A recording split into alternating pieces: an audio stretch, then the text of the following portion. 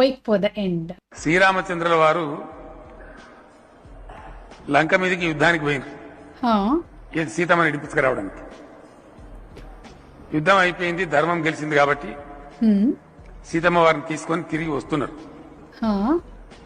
యుద్ధం జరిగేటప్పుడు అప్పుడు ధర్మ యుద్ధం గంట మోగితే ప్రారంభం చేయాలి, గంట మోగితే మనం బంద్ చేయాలి. రోజు సాయంత్రం బంద్ చేసేవాడు. సమీక్ష చేసుకునేది ఎట్లా ఉన్నారు ఏమైందని.